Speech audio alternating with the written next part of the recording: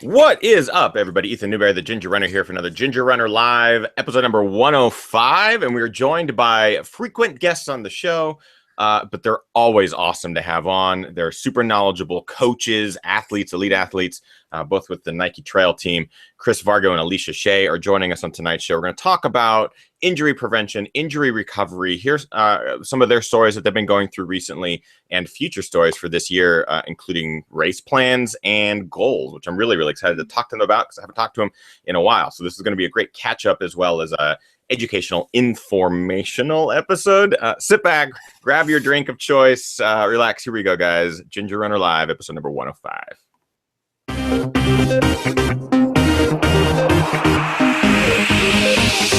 Ginger Runner. Yay! Yay! Welcome, everybody. It is Monday. The family has gotten back together for another Ginger Runner Live. I love this. This is I look forward to this every single week, getting the community back together. We got a nice live chat room as we do every single Monday. If you are watching for the first time, welcome. If you are a seasoned Ginger Runner Live pro, welcome back. And if you have questions throughout the episode, bring them on into the chat room. I'll try to get those to our guests tonight. We've had them on the show before, separately as well as together, and tonight they are together because they are both coming to us live from the same cabin in Flagstaff, Arizona. I'm very pleased to bring them back on the show because they are awesome, educational, funny, and a blast to have around, and just kind people in general. Chris Vargo and Alicia Shay. And Cody. What's up, guys? How are you? Good. How are you? Good. Who's the little guest that we have here? Or I guess we lost him already. Oh, shit. That was Cody. She'll be back. Yeah, the dogs are. We just got back from skiing, and they just kind of go crazy when we get here. So, I mean, you say you just got back from skiing. You literally just walked through the door. Is that right? Mm-hmm. Literally. Yeah. And before the show, Chris, we were talking about your hair. Since you were on the show maybe a month ago for our 100th episode, it's grown, man. Let's see the locks. Yeah, it is getting long. It's all sweaty. No, he has a lot of product in it. I got it's like troll hair. People are gonna love it. I already do. I think it's fantastic. I'm not gonna cut it until I win a race. There we go. I like that. I'm actually really excited to kind of find out what you guys have been up to because just having you guys on the show previously in December, or at least Chris was talking a little bit about it.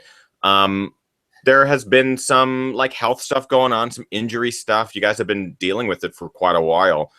Both of you, separate things entirely. Let's kind of go back and talk about what training's been like and what you guys have had to do to adapt and what these injuries and health things have been and kind of how you guys have dealt with it. We can start with Chris and move on to Alicia, or vice versa, however you guys want to do it. Yeah. I think the last Tanner. The last 2 years. Sorry, You guys just came in from skiing. I can tell. Yeah. Oh, go lay down. Yeah, I guess the last 2 years, pretty much after North Face and like Way Too Cool, I started having like a decline, and I had all sorts of issues with like SI issues and IT band issues, but then the real issue was fatigue, and I never really talked about that or brought that up at all. But I was just tired on every run that I'd go on. I was just kind of slogging, and racing was I couldn't race. I just couldn't do what I normally can do, and we just kind of had no idea what was going on. And I've had heart palpitations probably for 15 years or so, but they got real bad these last couple years, and that was kind of a concern. So we started off at a cardiologist here in town. I saw a couple cardiologists and had like echoes done and stress tests and all sorts of stuff, and really didn't find anything with that.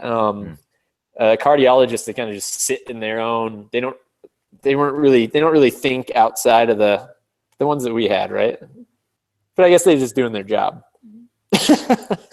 But they didn't really find anything, and they had no answers for anything to fatigue or anything like that. And now I go into I did a sleep study, and they found I have sleep apnea. I mean, that was one of the causes, but so I was waking up upwards of almost 50 times an hour at the most.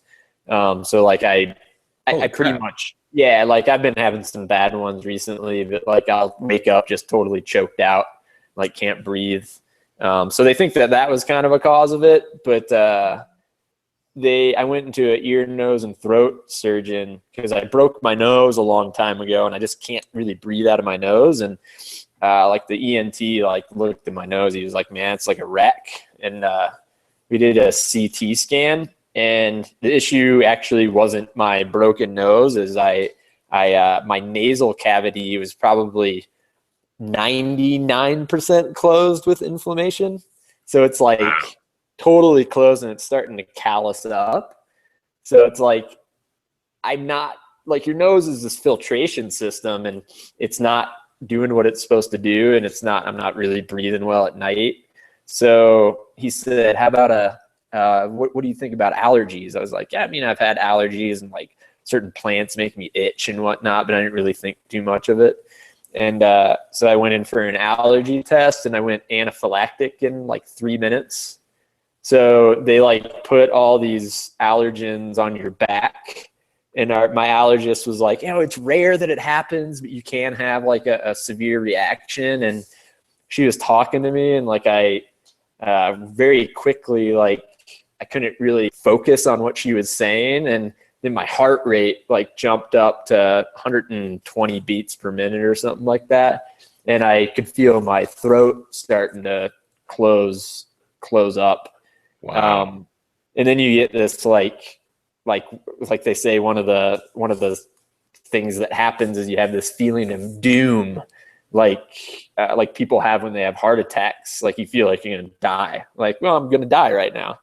And they like she ran and got my ENT doc, and he came in, and they had a EpiPen out and ready, and they just gave me like boatloads of Benadryl. And he sat there and like watched my throat, and kept asking me questions, and they like laid me down. And he doesn't, of all the doctors there, he's not a big fan of using a EpiPen unless it's like, all right, you're super dying, like you're really swelling up. And but the Benadryl seemed to help pretty quick. And then I just felt awful for probably about 4 hours or something like that. Wow. But the allergist, she was like, I would have used the EpiPen, but Dr. Trital doesn't like to use it because you have to go to the ER. And he's like, you've had heart issues, so you don't really want to mess around with that. So lo and behold, the issue is I have allergies. So like Alicia's seen my back when I had the test done. Like my back was just blew up with just welt looking like crazy. And I'm allergic to everything that they tested me for. Oh my God. Which was like probably 30 environmental allergies, like including dogs. Like I'm above what you want to be for all that stuff. But the main ones were grasses, a lot of trees, like pine. And we live in the biggest contiguous pine forest in the world, I think. So we have a lot of pine, every tree pretty much around here. But dust mites too was a big one, but we don't have dust mites up here. So that's good. So that caused the nose stuff, Tanner. And so I'm on allergy drips now. So I have to like take the allergen and drop it under my tongue. And I build like your body builds like a tolerance to it over 13 weeks, I think. So Okay. then we'll do another CT scan and see if that inflammation goes down. And if not, he'll go in there and chop it out. So, yeah. So, and all that like brought on. Yeah. So like, that's why I felt like shit all the time. Like I'm allergic to everything. It just felt like shit. We did a food sensitivity test too, and it came up positive for eggs, soy, gluten, dairy. So I took all that out of my diet.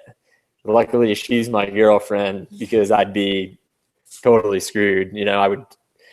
So we're committed to that, and we're doing everything that we need to do to make it better. But one of the things with the allergies too, and having your nose stopped up, it causes you to have asthma. So I have asthma too. So like I'd just be sitting around, and all of a sudden I get way out of breath, and I'm like, why the hell am I out of breath right now? So we're treating that too, and that's helping quite a bit, and I'm feeling a little bit better with that. So that's like the gist of it. So yeah, we're having a lot of questions in the chat room, just as far as, are things improving? Like, are you noticing now that you've been able to pinpoint? It seems like a number of the problems that you had for the last couple of years, you've been able to pinpoint on a couple of things that were hidden, essentially causing all these problems. Have you noticed, now that you're beginning to treat those symptoms, any improvement in ability to perform athletically? Yeah, definitely. I mean, even just with like the asthma treatment has been super helpful, and he's like 1 week into treatment, but already the 1 week has been pretty noticeable. So yeah, it'll be exciting to see.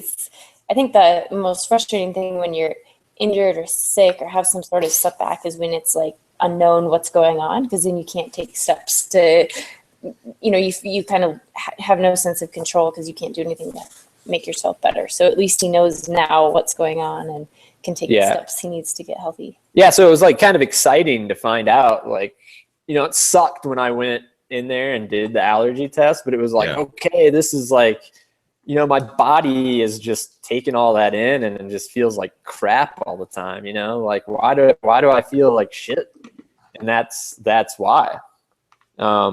So yeah, getting that all dialed in, and then hopefully he thinks that'll help my sleep apnea then too. So that's like a big thing. Like the past 2 nights, I wake up in the morning and I'm like, Alicia, I don't think I can ski this morning. Like I barely slept, or like I'll wake up and she'll be like, she sees me like frantically waking up, and she'll be like, what's wrong? And I just freak out, because it's like you can't breathe for about 10 seconds when I wake up.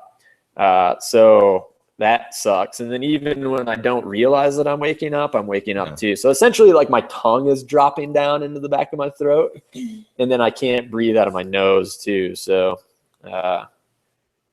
this sounds terrible, Chris. This doesn't sound like fun by any means. No. When you texted me the day after you went into anaphylactic shock, it was I was having a great time in an aquarium in Monterey, and you stopped us dead in our tracks. I mean, it was literally like Chris Vargo almost died. That's insane. That's crazy. Yeah. So it was really scary. And I actually, like, that week after I did the test, I was having reactions to stuff that I've never had reactions to. Like I drank a smoothie during the Super Bowl, and I was like, my throat started swelling and my mouth started swelling. I'm like, shit, man, like what's going on? And then I sent a text to my allergist, and she was pretty worried. So I have to carry an EpiPen everywhere I go. And it's like one thing that can give you a small allergic reaction one day can kill you the next day. So we always bring a phone and an EpiPen in Benadryl too on a run. So, but yeah, I mean, it's kind of an odd thing, like dealing with that. It just builds and builds and builds until you're kind of screwed, So hopefully it clears up pretty well, but she helps me a lot. So that's good. Yeah, there's some questions in here also regarding some of those things that you're allergic to. Now you're talking about dairy, gluten, all that kind of stuff. Did you change your diet completely? And is that something that you found difficult to do, or are you kind of moving along in stride? I knew that I had something was like messing with my stomach. And Alicia knew that was something was messing with my stomach because my stomach it was wrecked all the time. And honestly, after a week of taking all that out, like it's significantly better. So I mean, she knows way more about it, but she's celiac, so gluten is super easy. But I think the hard thing is, but she makes me cookies that have are sans all of that stuff, and they're great, So it's just cheese is hard. But I actually like that Daya like vegan cheese is pretty good. But you can't even have almond cheese because there's milk in it. Milk protein, I guess. Yeah, and I think it's we're just seeing like a big increase in allergens in general. Like people are just more allergic to everything that's around us. And people are really receptive to hearing that they have environmental allergies, but they don't want to hear that they have issues with foods. But it kind of makes sense that if you can have allergic reactions to things in your environment, you can also have allergic reactions to things you put in your body. And it's just becoming really common. And it's also kind of tricky because I think a lot of people are choosing to omit a lot of food groups. So sometimes you don't want to be labeled as like one of those people that's just picky for the sake of being picky. But it is pretty common to have pretty extreme reactions to different foods. And those foods tend to be the foods that we eat a lot. So just trying to work around that. But I think most people ignore that part of it. Absolutely. Now, Chris, do you have a diagnosis as far as treatment, like when you'll be able to race again? Do you have a kind of a look at what your future few months is gonna be like, and when you might be back to 100%? Yeah, I mean, I don't know when I'll be back to 100%, but the drops are 13 weeks, and then you do maintenance drops for a while. But like when we were running today, and I felt pretty good, better than I have in a while. But like I told Alicia, and she's mentioned it to me before, like, if you feel bad, you kind of have to embrace that you feel bad. So we can't like complain really about it. And we just kind of, if we take the good days and we roll with them, and the bad days are bad days. But I mean, so far really our plan is Transvolcania in May. Hopefully that pans out. And I mean, honestly, like even though we haven't been running that much over the winter, we've been doing like crazy amounts of skiing, and we were hitting anywhere from 20 to 23 hours of volume on some big weeks. Damn. Yeah. Or what did I say? 23 hours of volume of like skiing and with running. But this is actually our first week that we're going to try and run 6 days. So we're running the canyon on Wednesday, and then big group run in Phoenix on Saturday. So just hopefully Transvolcania. I mean, Alicia did so well there last year just off of ski training and then 8 weeks of running and not feeling 100%. So hopefully it kind of carries over. And if I feel bad, I'll just stick it out and experience it. And it's such a cool race. And we had so much fun there last year. So, I'm not so much worried about like when I first got into ultra running, I really cared what everyone kind of thought. You kind of become this person that like, if you don't do well, then do people really care? But I realized that I don't really care about that anymore. It's like you just have fun with it really. And if it comes to, then it's good. I like that. Yeah, that's great. I had a good question for you, Chris, before we move on to Alicia about skiing. This is from Pete. Were you always into skiing, or did you turn to skiing because you needed a break from the running? I mean, I grew up skiing. Like I learned to ski when I was 3, and my parents brought us out west a lot to ski, and super grateful for that, and I've always loved it. But it's just a great thing to do in the winter. training wise, and you get the bonus of skiing down. And we've done a lot of backcountry skiing this year. Mm-hmm. So we got a little bit of avalanche training knowledge. So it allowed us to get out and ski some backcountry stuff. And it's just like a whole new world. But yeah, like all the uphill tech bindings and alpine touring stuff is so nice these days that it just makes it super convenient. And we live right at the base of the mountain, so it's just nice to go up there, and it's a little bit easier on your body than running. So yeah. And John in the chat room also is asking, what about race fueling with the allergies? Is that going to alter any sort of race fueling strategy? not necessarily, no. I mean, I probably nothing with like whey, right? Yeah. But yeah, that's about it. Yeah, don't get any of that whey in you. Yeah, and probably wouldn't do like honey stinger or anything like that, Right. But honey doesn't really bug me, but yeah. Nice. Yeah. Now, Alicia, I also wanted to talk to you about the same thing, because I know that you've been taking some time to focus more on skiing, and you're still running, but kind of doing a little bit of both in this off season. What has your situation been like over the last few months as well, coming from last year into this season? Yeah, so I guess the last time I was on the show with you was after Transvolcania, and when you were here in Flagstaff, and at that point, that was kind of like the start of my racing season.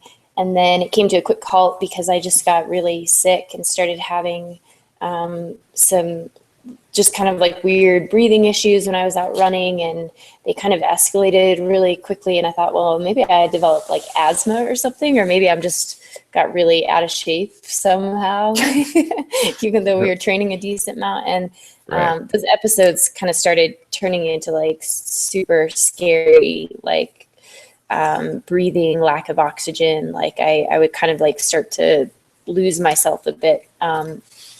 And kind of like that feeling of doom Chris talked about, like it was like the first time I've actually been scared in a situation. So that kind of led me down the road of investigating what was going on, and mostly at the prodding of Chris and a couple of our friends, because I tend to be like a little bit stubborn with my own. She's like super stubborn. Health issues, but not a little bit.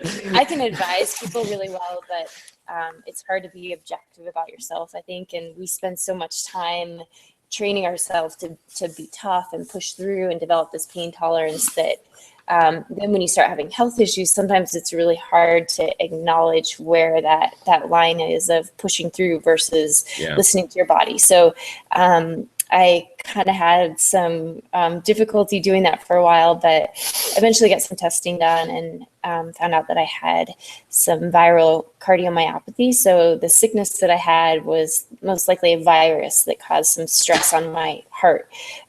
So Chris and I were kind of both in a situation where, it was quite a bit different than dealing with like an Achilles pain or, IT band. These were kind of like health issues that warranted us really kind of stepping back and not being stubborn or not being like, well, I just want to go run today, so I'm going to go run. And so I kind of went through the process of testing and I'm still like trying to figure out. It became a little more complicated than just one straightforward thing. So I'm trying to make sure that I really make sure I'm 100% healthy before I jump back into things. But I think I'm close to being there. And our plan is to, since it's been such a rough several months, is we just want to have a season of healthy racing. So ideally that would look like 3 sky races in the ultra distance, and then probably 2 races here in the US, and kind of start with that and just try to not bite off too much, but also have some fun things that we can help us get out the door when we're still feeling like a little bit rough. So that's the short of the long.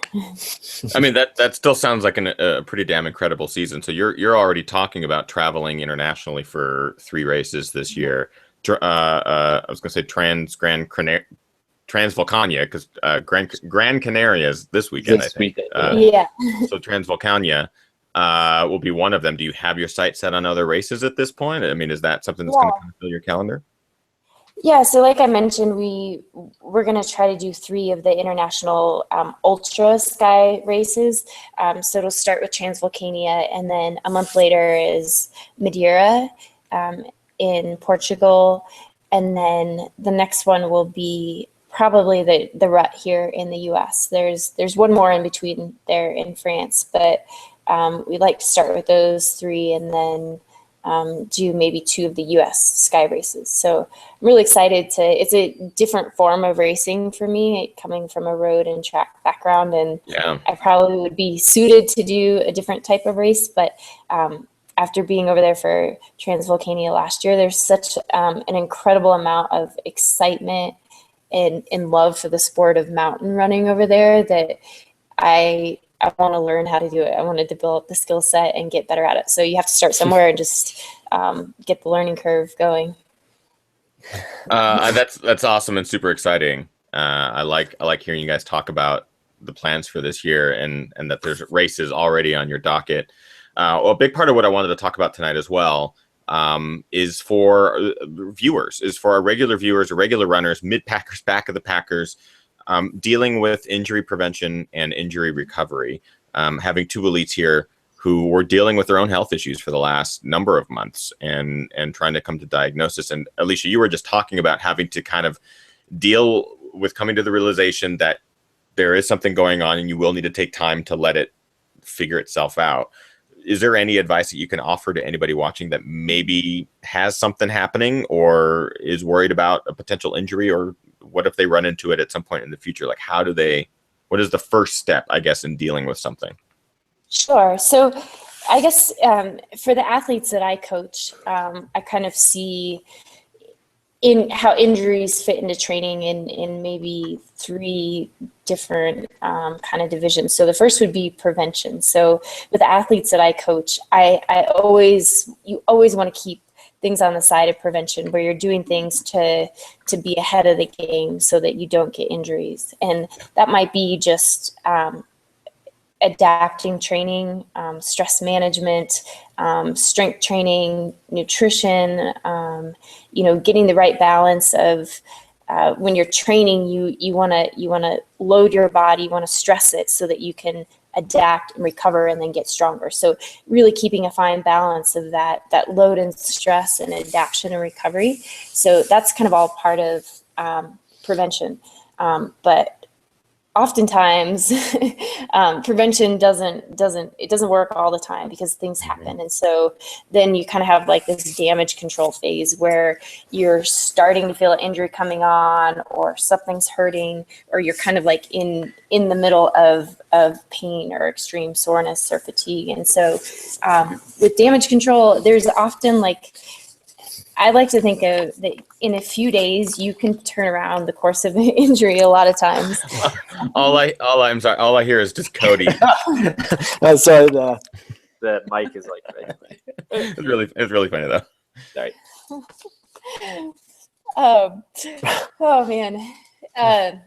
So damage control. And I think a lot of times as runners, when we start to feel pain or extreme soreness or fatigue come on, you kind of try to talk yourself around it, and you're like, but I really want to do the long run today and then go out to brunch afterwards with everyone. Right. So I'll just handle it, or whatever our justification is. It's really hard for people to just stop.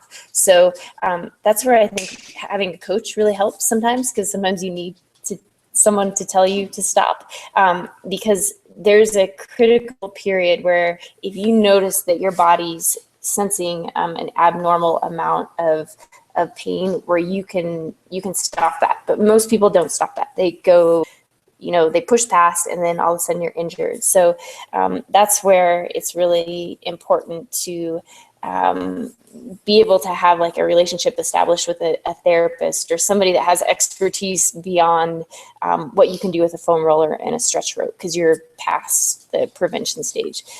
So I always like to, for the athletes I coach, kind of make sure that they have somebody that when something happens, it's like you're not fumbling around for 2 or 3 weeks, but you know who you can go to, you can get treatment, you can get it addressed, and you can get a diagnosis and a treatment plan. And then I guess the next stage of injury, in my opinion, is just that that rehab and really having a good plan from your coach, from your therapist, and having some people around you that can help be objective about the situation and what's realistic. Like for Chris and I, like it wouldn't have been realistic for us to race 2 months ago, even though we wanted to. It wouldn't have been healthy for us in our recovery process. So we have people that kind of speak into our lives and give us advice, and we bounce ideas off one another. And so I think that everybody should have that, because otherwise you'll bury yourself. And then it's super depressing when you're buried and you can't run and you don't know how to get out of the situation. And so as much as you can like mitigate that as possible, I think it leads to just having a more sustainable running career. A great question in the chat room from Kimosabe, and another one from Glenn. I'll start with Kimosabe's.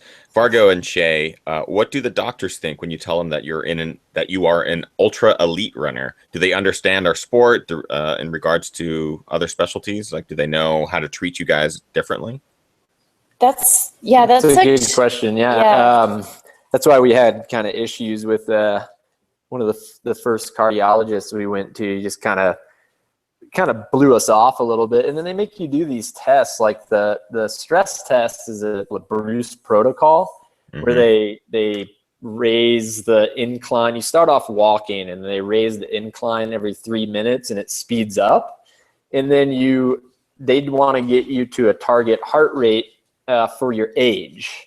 So it keeps going up and it's so easy and easy and easy. And then you hit your heart rate, and like for me, I'm 34 years old. Like I had to hit like 155 beats per minute or something like that. And like, they're like, you want to keep going? I was like, well, yeah, we can keep going, you know, like what kind of information do they get from someone that can run at that level? Like Alicia went higher than they had ever experienced before. And she was having this, what was it, your injection fraction? Like her heart was basically pumping at half the. We both had to switch doctors because the first cardiologist I worked with told me, based on my testing, you have viral cardiomyopathy, you're pumping at less than 50%, your ejection fraction in your heart is less than 50%. So that's not good, obviously, as a runner. But I went in and I did the test and they did an echo and oh, yep, you're still less than 50%. And then I did the treadmill test, which is 21 minutes of movement, 9 minutes of running. And I did 21 minutes and they're like, that's incredible. Like you must be healthy because they're like, no one makes it. You ran this far on the test. And I was like, I know, but most people they have in there are, really in compromised states of health and,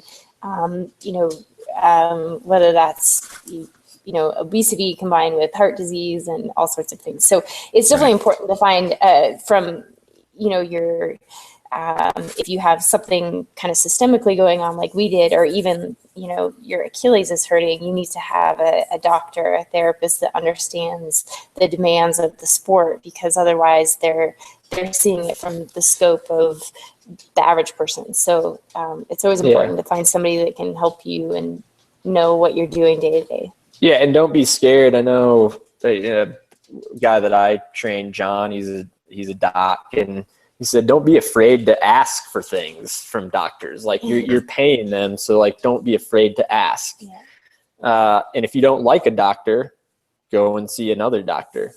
My ENT, it turns out like he's a local mountain biker, runner, skier. He really understands it, and he's really intrigued by having me in there, and also like Alicia too.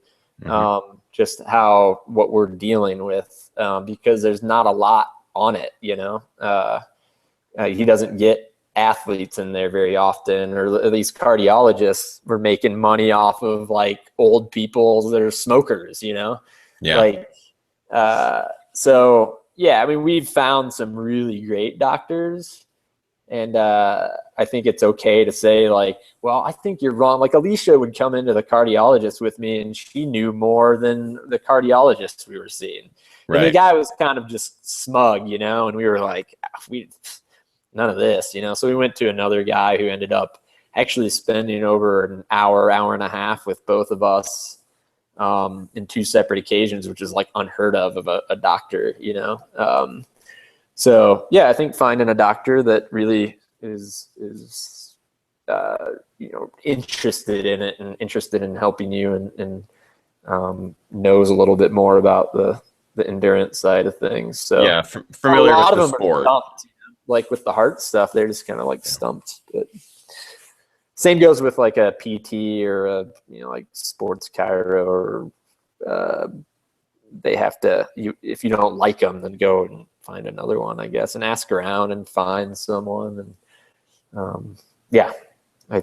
One of the sports chiro ART practitioner that I go to in Los Angeles, I wouldn't have found had I not asked a local run community who they recommended. And ever since I went to him for the first time, I think 2 or 3 years ago, anything that I've had injury wise or something that I was worried about, as soon as he looked at it and treated it, we got better. Like my ankle injury last year, it took what was supposed to be an 8 to 12 week recovery process took 4 to 6, just because he was more familiar with how to treat it for a runner or an ultra runner than someone who maybe is familiar with ankle injuries with just regular people that just walk around or work in an office all day. It was bar none. That's the best advice that what you just said there is perfect advice, is finding the practitioner that might be familiar with our sport or is recommended by other people that also do it. A great question in here from Glenn. I want to make sure I ask this as well. I find, it already scrolled by. Where did it go? There it goes. Not sure if this has been asked about injuries yet, but I would be interested to hear about tips on how to recognize imminent injuries as opposed to something that just needs a good stretch. Any advice there, guys? That's a great question. I would say the line that I kind of draw with athletes is, are you thinking about it the whole time you're running? So like, is it, once it shifts from like every once in a while you're like, oh, my calf is sore, to the whole run you're thinking about that calf, that's kind of a red flag to me. And then also, if you have to change your stride to compensate for that area where you're feeling pain or soreness, if you're changing your stride, that means your body's feeling enough. Even if you don't feel pain, your body's experiencing enough pain that it's kind of going, okay, how do I work my way around this? And that's never a good sign. And it also sets you up for aggravating other areas. So I think that probably one of the most common things is that people start feeling something, they compensate, then something else starts bothering them, and then all of a sudden you're in this injury cycle where one thing leads to another, because our bodies work so beautifully, like in unison. All the different areas work together, and once one thing gets thrown off, then all of a sudden everything's kind of out of sorts. So those are my 2 big red flags. A lot of chat in the chat room about Chris Vargo just being wiped out about skiing. Totally wiped Chris. Yeah, we can tell that Chris is like. It's not. I am pretty tired, but it's mostly just because I'm not sleeping at night. But that's also a good excuse. We ran 10 miles today and then skied for over an hour. So. Well, in the skiing too, there should be an asterisk that we're going up to almost 12,000 feet. So sometimes it makes you feel like a little bit funky afterwards, because we're not just skiing down. We're working really hard going up, and then I always feel like then we shred down. Yeah, then we shred down. Yeah, you guys aren't just downhill skiing, grabbing a lift ticket and catching a chair up. You guys are working your ass off to get to 12,000 feet. And then there's really no easy way to do it. You can go slow or you can go hard, and it's always hard. So it's pretty cool. This question popped up in the chat room, and I'm actually really curious about this as well. When do you guys feel like you're going to be able to get back to your race shape, or at least a confident shape that you felt like you were able to achieve in previous years? That's question number 1. And number 2, with skimo and with all of the skiing that you guys have been doing, is there any desire to potentially race in that sport? We're seeing a lot of ultra runners kind of transition, doing some racing in the off season. Is that something that appeals? Yeah, well, one thing that we've we've considered that, just because it seems like that's kind of trending right now, that mountain runners are using a skimo season as their winter training. And our goal and kind of our reality, I think it's really easy to start looking around at what everybody else is doing and kind of get pulled in those directions. But for us, we just want a healthy season of run racing. And then maybe next year we can kind of think about like, okay, what can we add to that? But for right now, skiing is like, it's part of our training, but it's also really fun to us. And I'm not sure that we want to insert a serious race season in the middle of winter. We just rather have fun, and like we just started kind of backcountry skiing a little bit more, and that's like a whole new realm to us. And we get to spend time with each other. I mean, we spend so much time with each other, and it's great because we're on the same page with everything. And I don't know if that would kind of change things a little bit, but like we could ski the same route every day, twice a day with each other, and it's still fun, But like she said, we can't even we have to put together a good running thing. And I'm definitely intrigued by it, like Rob and like Brian Tinder. And we have a woman here, Christy Connect, who's kind of an up and coming, pretty badass skimo. She'll end up being pretty good.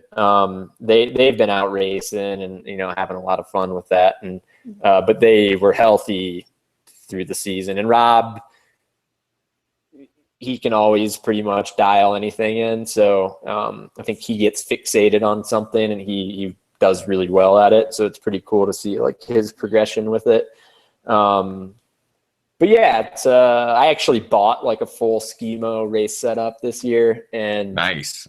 But then I was like, we just like we were saying, we haven't put together a running season. Like I can't go after this, and we've just been skinning. On some days I'll go hard up the mountain, but most of the time it's just kind of chilling and building that strength. And your heart is just pounding, and it's hard no matter what. So, but yeah, spending the time with each other. And we were hoping for a big El Nino year, but we're skiing really on rocks and grass right now. That's how much we love it. So we just want to keep the skiing fun. Like we love it so much. And we've actually met tons of new people outside of the running world that have, ended up being good friends. And it's been pretty cool to get on that side of things. But to answer the question about if we'll ever get back to where we were, I think for me, I haven't really been at 100% for probably 5 or 6 years. So knowing that I could possibly get better than what I have been, I think that's really promising. And but ultimately, it's like if we can't put together some good race seasons, it's like we have a pretty sweet life. And talking about people getting injured, and you get people that are just like, it's the end of the world if you get injured, and it's like, well, you just got to find some other things to do. And it's a good time to spend time with your spouse or your girlfriend, boyfriend. You got to look at it like that. It's not the end of the world. It's like this bone, like we say, it's like, if you're feeling good, total bonus for the day, but I don't know. We don't really have like a lot to complain about. We're kind of lucky that we both had these issues at the same time too. So it's, we're really trying to help each other. Don't get me wrong though. We really want to race well, and we're super competitive. And I think there's a lot of stuff that we can still do. And a lot of great people to train with here. And just, I think it's going to be better than. And I think that injuries or illness or whatever the setbacks are a really great time to kind of step back and realign your life. And maybe sometimes we tend to get things out of balance a little bit and get too fixated on running, or maybe like letting running become our identity. Like, did the workout go well? Okay, I feel good about myself. And then, if it's not going well, and you're just kind of up and down in this cycle. And I competed for my whole childhood up through college and past college, and had like a really big setback and time away from the sport. And I thought I was kind of done with the sport. And when I started to run again, my commitment to myself was that to always remember that running's like a gift, and it's like a privilege that we get to go out there and do this, and to always kind of keep it in balance of remembering that like it's this gift. It's not something that you grab a hold of and you squeeze so tightly and you hold on to it, and that's like, you know, all you can think about all day. But to just kind of like let it be what it's going to be in different seasons of your life, and try hard and train hard. But when that's taken away from you, to really step back and realize that, like, gosh, there's so many other wonderful things out there to pursue and people to establish relationships with. And then when you can run again, you can kind of reinsert it and have it in a really nice balance. So I always like to think of it as that realignment time where it's like, okay, wait a minute. I gotta not take myself so seriously. And it's also a good time to like really, as coaches, I think, to like care about other people's running. Like when you can't race and compete, to like really find ways to still be a part of the sport and do that in a support role, and shift the focus out of yourself and onto other people and what they're doing. Yeah, like, yeah, you can. Yeah. Go ahead, Chris. Yeah. No, I agree with what she said. You can get pretty excited for other people. You know, it's like that it's fun to coach people and see them do well. And it also sucks when they get injured though too, or they get sick before a race, but I think we do a good job of trying to explain it to people, like, you know, well, there's always other races, you know, like I didn't race at all last year and I'm fine with that. You know, I think it was probably one of the better things that I've done. Alicia raced once, and, you know, we found ourselves like if we went out on a run and we weren't feeling good, we'd scramble around on rocks or just end up hiking, you know, like we'd call them like adventure runs, you know, like, it doesn't matter how fast you go. It doesn't, you know, just getting outside and doing stuff that you really enjoy to do with people that you love and care about. And that's the really important thing. You don't even have to go. I mean, just being with people too is there's just so much more important things. So it's just not the end of the world when something bad happens. It's we had a pretty shitty 2 years or a year, you know, but I think it'll make us stronger, and yeah, it should be interesting to see how well we do. So I think both of what you guys have said it was beautifully stated, Alicia. But what I can't help but notice is how important your guys' relationship with each other has been.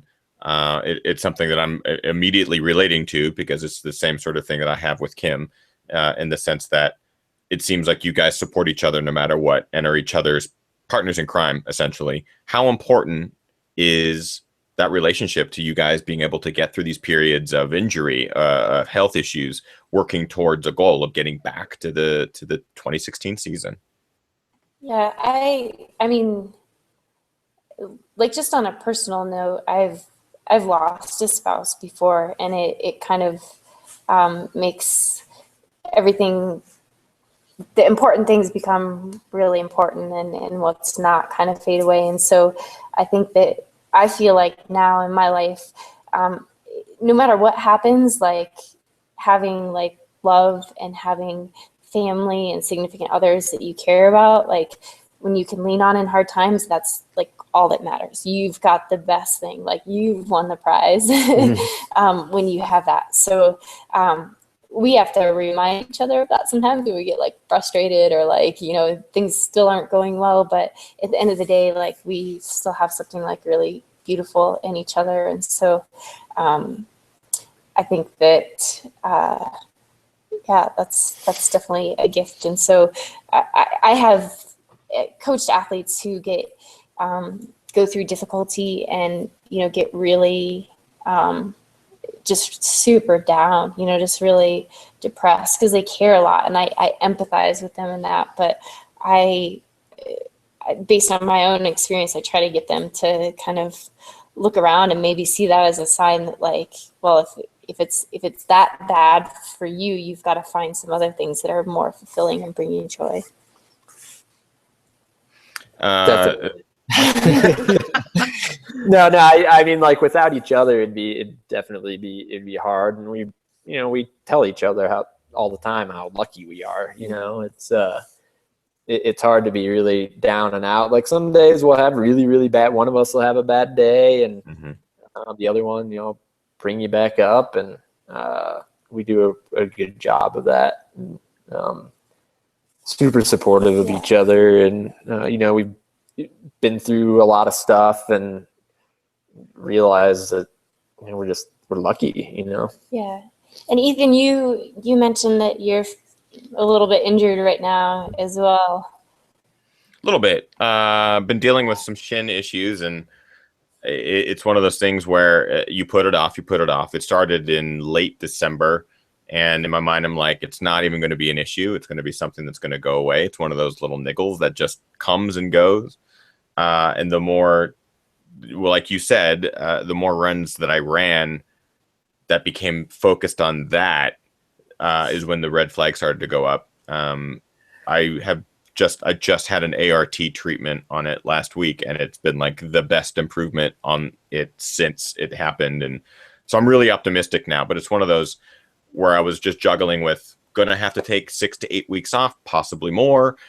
And, you mentally want to grasp that and figure out, what am I going to be able to bide my time with, or what are the other things that I can do? And of course, having someone like him around is incredibly beneficial. Having friends, family, spouses, loved ones there to support you no matter what is pretty awesome. So definitely can relate to that. There's been questions also as far as recovery, and I feel like we can touch on this just a little bit too before we kind of wrap up the show, because I think this is also super important as people who maybe are watching or are signing up and running first marathons, first half marathons, first ultras, or 100th ultra, first 100-miler, that kind of thing. The question of recovery from these events, or even long training bouts, I think is super important. Do you guys have any advice as to how much time is appropriate for an athlete to give themselves after putting out big efforts? Yeah, I've been really surprised since transitioning from the road and track background to ultra and trail racing, how many people don't rest after a really long, big race. Like, it blows my mind. Like, nobody has like proper seasons within the year or training cycles. They just kind of just race and race and race because there's races all the time and there are cool places to go.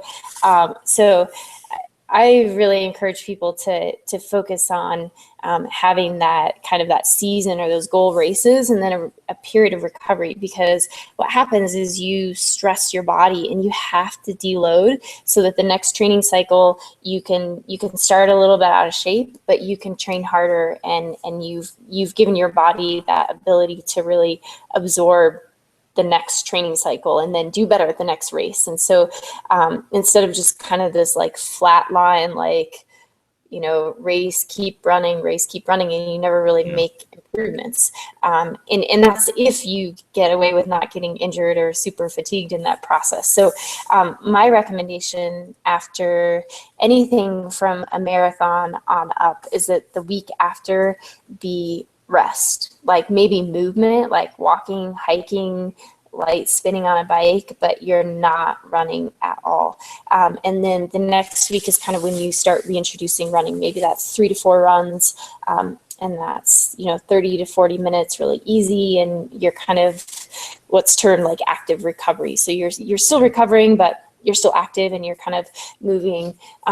But people try to shortcut that all the time, and I'm guilty of doing that. Just because you can run after a hard, long race doesn't mean that you should, or that it's even beneficial or productive. So you can go run a hard 50-miler, and then 2 days later you can probably go out for a run. But just because you can get away with that doesn't mean that you should do that, because your tendons, your ligaments, your joints, your muscles, everything needs a break that you've stressed and loaded. All these little tiny areas of your body that you've just demanded a lot from, like let them chill out so that you can train harder next time. And just like we were kind of talking about finding balance with life and running, like that's a great time to, you know, make a list of all the things you can't do when you're training hard and when your weekends are tied up with long runs, and go out and do those things and enjoy doing them, and stop, you know, and not be like bummed out that you're not running. So recovery is a must. Like all great athletes have figured this out. So yeah, I just encourage everyone to really build that into their training cycle. We had Ryan Hall, who I know you are very familiar with the Halls, good friends with them. He was on and talked about the exact same thing, giving yourself that period of time that he regretted not giving himself in many instances, of just recovery and actually taking the time to get off your feet and not feel the need to run right away. Yeah. We're approaching kind of the hour mark, and I know you guys got back from skiing, and I feel like I'm also keeping you from putting food in your mouths. I don't know if you guys have been able to eat. Food. We don't need food. We're fast. I know that there's still questions coming in the chat room and stuff. I figure maybe we can do a little bit in the post show, do a real quick post show with you guys where we just kind of rapid fire with your questions. But before we get to that, I have to point out that both Chris and Alicia are incredible coaches. We've talked about it on the show in the past. If you have continued questions that didn't get answered tonight about injury, about recovery, nutrition, because Alicia is a full-on nutritionist. If you guys have any questions like that, reach out on social media. Chris and Alicia, where can people find you guys on social media, or find out more information about coaching services? You can email me at vargorunning@gmail.com. I'm on Instagram, Chris_Vargo. I don't really use Facebook that much anymore, but through email would be great if you shot me an email. Probably the best way to contact me is through my website, and that's just Alicia Shay Coaching. ChrisVargo.com. Yeah. No, say that again. Sorry. Alicia Shay Coaching.com. And then, I'm on Facebook and Twitter and Instagram and Strava as well. But any of those ways are okay to contact me through. Awesome. Do it, people, viewers. And do you both have openings in your client roster for new clients potentially? Yeah, we're taking more people on now. Yep. Awesome. So go reach out to both Chris and Alicia, or one or the other, depending on who you think is better looking. Yes, do it that way. Or just reach out to them, give them a shout out, thank them for being on the show. But stick around, because we're going to do a real quick post show with both Chris and Alicia. Maybe rapid fire through some of these questions that are popping up in the chat room here. That is it. That's going to wrap up the main show, Ginger Runner Live episode number 105. As I mentioned before, follow both Chris and Alicia on social media. Thank them for being on the show, and thank you for tuning in live tonight or watching the archive version. That is it. I hope you subscribe to this channel, youtube.com/thegingerrunner, and I hope you get out there, train hard, race harder, and party the hardest. Stick around for the post show. I'm going to talk with Chris and Alicia just a little bit more. Thanks, guys. We'll see you next Monday. Lots of exciting guests coming up. You're going to love them.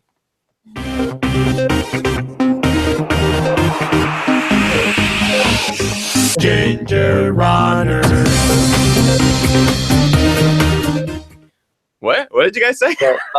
Your like intro and outro has Sedona. Yeah, it has a hangover loop on there. It sure does. Yeah, by far one of my favorite runs from last year, when I managed to make a trip out to Flagstaff with Kim, and we went to the Hangover Trail, which was insane awesome. Yeah, of all the trails to run, there's tons of great trails in Sedona, but the Hangover Trail is so rad. Yeah. All right, so we had some questions here. Kim, who is also in the chat room, also behind me in the other room. Hi, Kim. Hello, Kim. Hi, Kim. She says hi from the other room, but she's been keeping track of questions and stuff like that. So I'm gonna kind of rapid fire through some of these. Jesse asked earlier about how you stay motivated. Is there any sort of like while you're down and out or injured or sick, for example, is there any way that you guys stay motivated? Any tricks or tips? Watch ski films.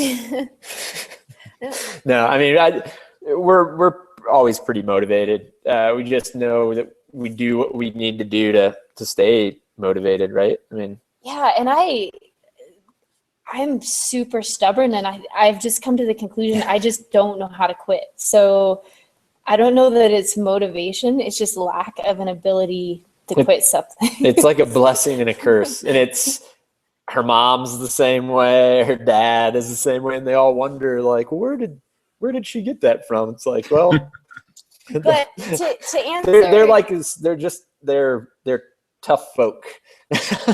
And you need to kind of rein her back every so often. It's, feeling sick, and she'll still like, oh, it's okay, let's go and ski up. And then, she has a massive smile on her face when she comes down, even if she is feeling bad. But yeah, she's super stubborn. But to answer his question, beyond my own issues, for motivation when you're sick, or injured or whatever's going on, I think that the hardest thing to do when you can't run is to do the things you need to do, the small things to get to the point where you can run. And so that's where the motivation issues usually come. It's not usually like when you're out running on cool trails, you're motivated to train for a race, but it's doing those small things that enable that. And so I guess that just comes down to like kind of being level with yourself. Like, okay, if this is what I want to do, and this is where I want to be, then these are the things that I have to do. So it's not even like an emotional motivation thing as much as it is like a practical, like, all right, here's my checklist. I've got to do these things. So just kind of suck it up and do it. And that's kind of like how I motivate myself, is just a very practical, methodical way of going about it, and not really give myself the option of making emotional, unmotivated decisions. Yeah, and I think when if you can't run, but you're able to like get on the elliptical or pool run or do something like that, a lot of people have a hard time even making like an hour on that stuff. But if you tell yourself that it's making you better, it makes it so much easier, like, okay, you're not running, but you have to know that you're getting stronger by doing those things. So and like attach a purpose to doing those things, just like Chris was saying. Yeah, so for sure. Like I always used to be really bad at cross training when I was injured, because I just hated going to the gym and feeling like a gym rat, and like that I was just putting in time on a machine to like burn calories or something, it seems so far away from the beauty of like going out and pushing your body in the mountains. And finally something kind of registered with me that like, wait, this is what is going to allow me to get back to running and be really fit once I start running, so that it's not as uncomfortable and doesn't take as long. So then once I figured that out, I was like, I'll ride that elliptical machine all day. I'll get on the stair machine. Like, it had a meaning to me why I was doing the things that I was doing. Yeah, and now you're back out there doing the things that Exactly. that you were doing, that you've been wanting to do. Yep. Good question in here from Amber, Vargo, and Shay. Any advice? Are you active 7 days a week, or do you have a day of rest? This girl she never rests. I'm a lot better at resting if I'm feeling it, but she just, when was the last time have you taken, maybe we on Sunday we had one. No, I skied, but No, she skied. But we pretty much go every day, but that's a good example of why sometimes even coaches need coaches. And you can know a lot about running, but sometimes you need somebody to be objective and be like, okay, today you rest, and that's on your schedule. So then you rest, because I can get away with not resting, but it doesn't mean that it's helpful. So some people are really good at coaching themselves. Like they can do it. Rob Carr is a great example of that. And one of the biggest transformations in his running career that he attributes to his success is that he started being better about resting and listening to his body. So some people can do that, but it's a very small percentage. Others can't necessarily do that. So you need somebody to tell you. Maybe that's not a coach. Maybe that's a significant other or training partner. So somebody that you will listen to should be able to give input into your training. Yeah. Mm-hmm. Ben asks for favorite races. I know that it's been a while, but you guys are excited to get into some new races. Do you have any favorites or ones that you're looking forward to the most? I mean, I haven't raced Transvolcania yet, but it's unreal there. It's unreal. I mean, all of us stayed in the same hotel, like all the Americans and all the runners stayed there. So we met just so many rad people in the cities. Like they just shut everything down and they come out and they come out and support. It is unreal. And the course is really intriguing and kind of humbling because it's so hard. So I think that's part of the allure too, is like it could really like crush you and you could have a good day. And so that's kind of exciting. But I think right now for both of us, like we're just excited to put a bib number on and we just want to compete. So just to feel like, I bet that's awesome. Like, dream race is the next step, but putting a bib on is really awesome. Like I did a race in Moab a couple weeks ago and it was by far not my best. It wasn't even like really a race because I'm not ready to race, but I put the bib on and I went from the start to the finish line. She won too, though. And I was so happy. I was no like, big deal. Moab 33K, or was it Red Hot 33? Red Hot 33K. I mean, I felt like winning or not winning, I knew I didn't feel like my normal self, but it was like a start. So sometimes you just kind of have to start somewhere. And I think so for both of us, we'll be excited to race it, but certainly Transvolcania will be a highlight. And I think probably the rut is like one we're really the rut too. Doing. Because it's beautiful country. I grew up in Wyoming and spent time in Montana, and I'm really excited to check out the race that Mike Footy and Mike Wolf put on and heard great things about it. Yeah, pretty sure we'll be there too. Whether or not we're racing the big one, but that's the plan. Yeah. What was what was the last? Where did it go? I'm so sorry. There was a question I was going to ask you guys. It was like, this is the best question ever. I can't wait to ask you guys. I already forget. Does Kim know what the question is? She probably does. She probably wrote it to me. Yeah, I already lost it. I had it pulled up on the side here. So that's cool. If I remember, I'll ask you guys later. It was really great to have you guys on the show again. Honestly, thanks for taking the time out. And thanks for rushing back from a hardcore ski sesh, bro. Can't wait to catch up with you guys in person, hopefully soon. I will need to get up to altitude this year with Trans Rockies on the schedule, so Flagstaff is like the no-brainer. Again, if you guys are watching live, go follow Chris and Alicia on social media. Chris and Alicia, just give a reminder of where they can find you so they can go subscribe, go follow, and stuff like that. VargoRunning.com, VargoRunning@gmail.com, and Instagram, Chris_Vargo. Yeah. I can never remember my social media. At Alicia exactly. K. Shay on Twitter, at Alicia Shay on Instagram, and AliciaShayCoaching.com, correct? Yeah, AliciaShayCoaching.com. I remember that one. The other one's is what you said. And Colt's Chops. We got Colt's Chops. Colt's getting fat. We call him Chunky Head. He's like, for some reason, he constantly eats now, and I don't know. It's funny, so we call him Chunky Head. He's really not fat, but he's getting bigger. I remember what I was going to ask. It was regarding sponsorships. Like when you guys have to take so much time off and stuff like that, how have they been as far as support? And is that ever anything that like concerns you guys, or like what's the process for an elite that you guys have to go through when injury strikes?